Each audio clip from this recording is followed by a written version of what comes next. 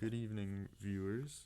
Today I decided to make a video on how to bank a road so that a vehicle traveling this road does not undergo any friction with the road.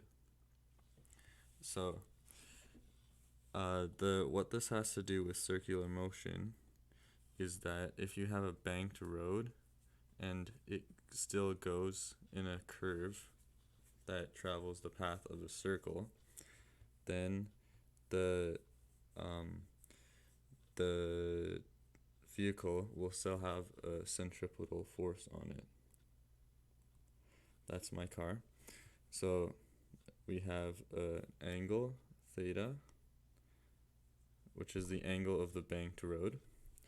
And then the two forces we have are Fg on this car and Fn.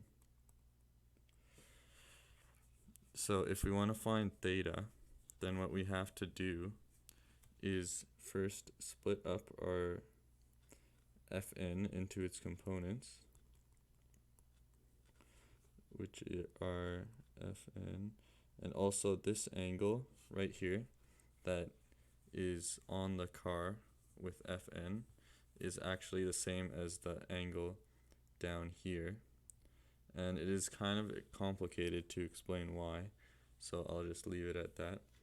And the top one is Fn sine theta because it's further from the angle, and the left one is Fn cosine theta. So now if we add up our forces in the y dimension, we get, if we say up is positive, Fn cosine theta minus Fg equals 0. It equals 0 because the car is only moving along the road, not up or down. Then we also have the sum of forces in the x dimension, which is just Fn sine theta. And since it's moving in a circular motion, that means that this force is also equal to the centripetal force, which is mv squared over r. So now, this is where it gets a bit complicated, so bear with me. We take this equation, and then we solve for Fn. Fn equals Fg over cosine theta, and we can simplify that further by saying that Fg is equal to mg over cosine theta. Then this one, Fn sine theta equals mv squared over r. We also solve for Fn. Fn equals mv squared over r sine theta. Now we put the two together. Fn equals Fn mv squared over r sine theta equals mg over cosine theta. And now we can, to solve for theta, what we can do is move both terms with theta over to one side, then move everything else over to the other side.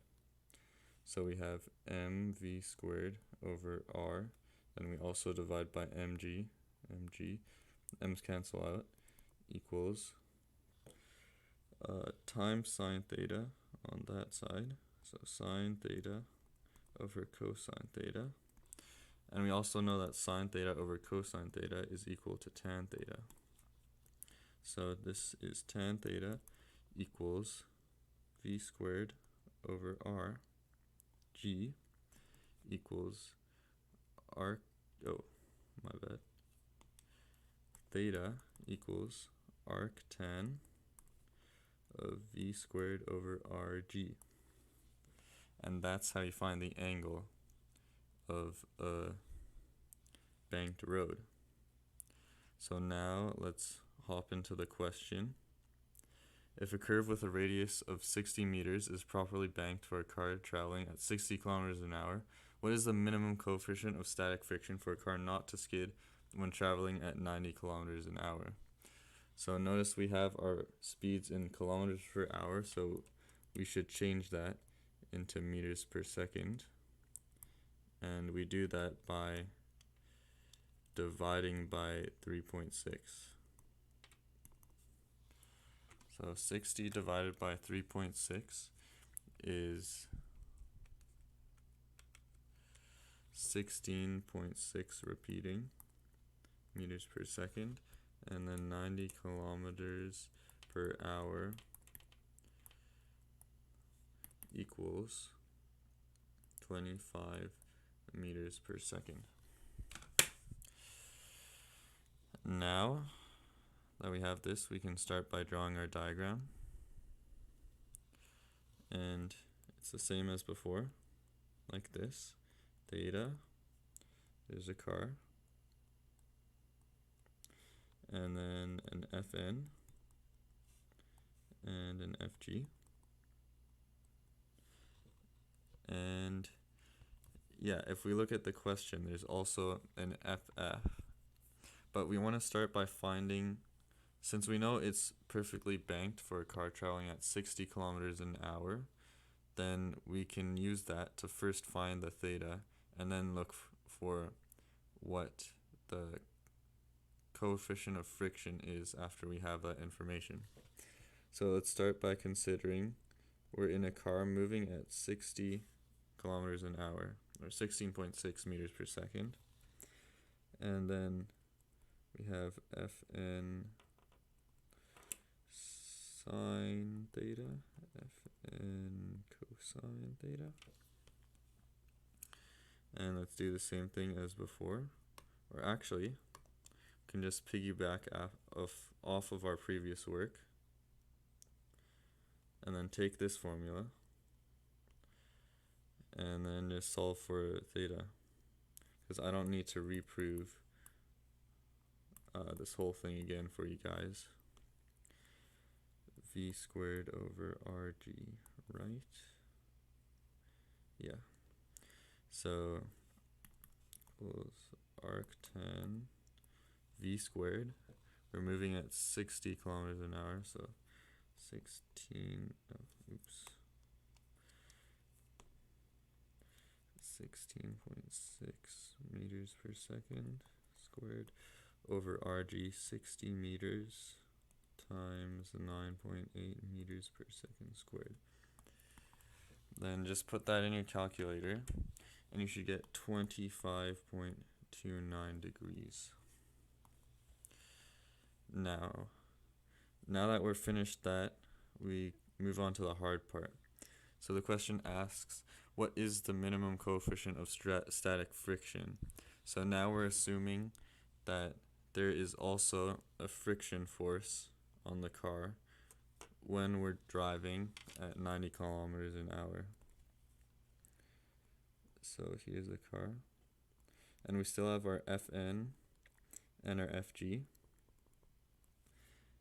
but now we have an FF. But what direction does that go in? So when we're moving fast along a bank, you have a tendency to skid, to move upwards along the bank, right? Just think about it. If you're driving really fast along a curved road, you'd go up the road. So yeah, friction is in the opposite direction of motion, so that means it would be going down the road. And it's like this, FF. Now we can split up our forces into components. Theta, this is Fn sine theta, this is Fn cosine theta. Then here FF, have FF. This here is theta as well, because yeah, this is parallel to this one, So it's an alternating interior angle, and that's why it's the same. And here's cosine theta, and here's FF sine theta. So now we do the same thing we did before.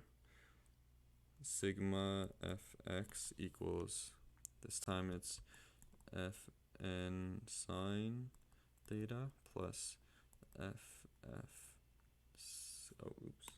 cosine theta. And we also know that ff is equal to mu fn. So we can simplify this further. But also this equals to the centripetal force, because it's still moving in circular motion, which is mv squared over r. So fn sine theta plus mu fn cosine theta equals mv squared over r. Now we take sigma fy. We have two forces, or three forces. Say up is positive, fn cosine theta is our upwards force. Then we subtract the downwards forces, minus fg minus ff sine theta. And this is equal to 0 because we don't want a car skidding up the road. And now let's simplify this a bit further.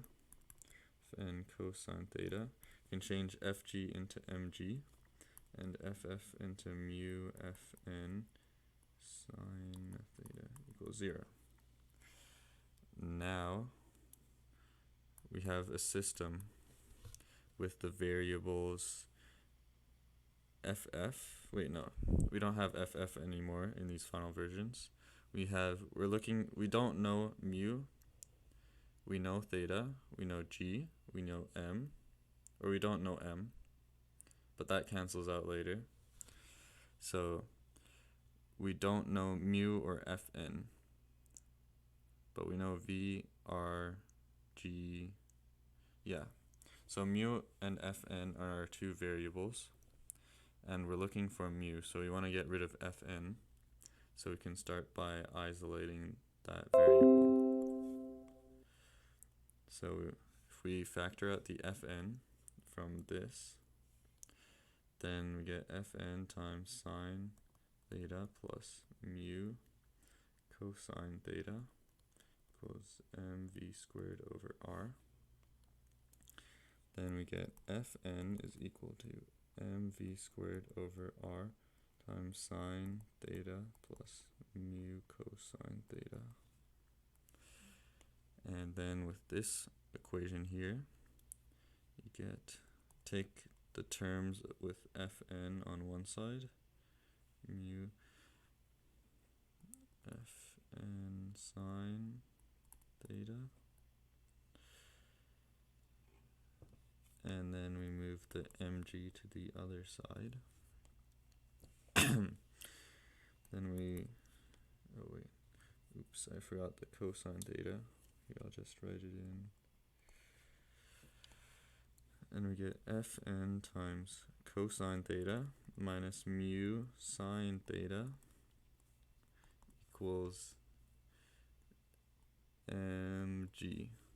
Fn equals mg over cosine theta minus mu sine theta. Then we can converge these two. Fn equals fn, so we get mv squared over r sine theta plus mu cosine theta equals mg over cosine theta minus mu sine theta. Happy? So now all we have left to do is put the mu on one side so we can solve for it. So here we can cross out the m's, and then we can cross multiply to expand our terms. So we get mv, or no m anymore, v squared times cosine theta minus v squared times mu sine theta equals gr sine theta plus gr mu cosine theta. And here we can group up the terms with mu. So we get v squared cosine theta minus gr sine theta. Then put the mu terms on the right. V squared mu sine theta plus gr mu cosine theta, right? Yeah. And now v squared cosine theta minus gr sine theta equals mu times v squared sine theta plus gr cosine theta. Now we have an expression for mu. So v squared cosine theta minus gr sine theta divided by v squared sine theta plus gr cosine theta. We're pretty much done now. We just have to substitute our variables for the actual number, and then we solve it and put it in our calculator.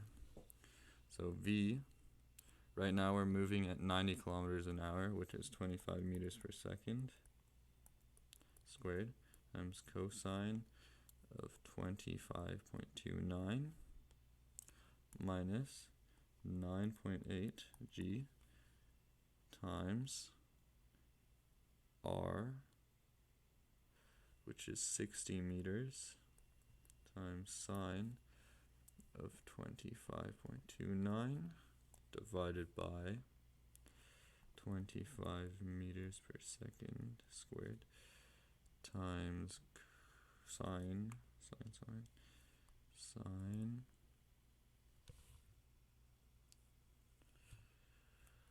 of 25.29 minus 9.8, plus 9.8 times 60 meters times cosine of 25.29. Then I already put this in my calculator, so you can check if you want, but this should equal to 0.39, and yeah, it should be around 2 sig figs for our coefficient of friction.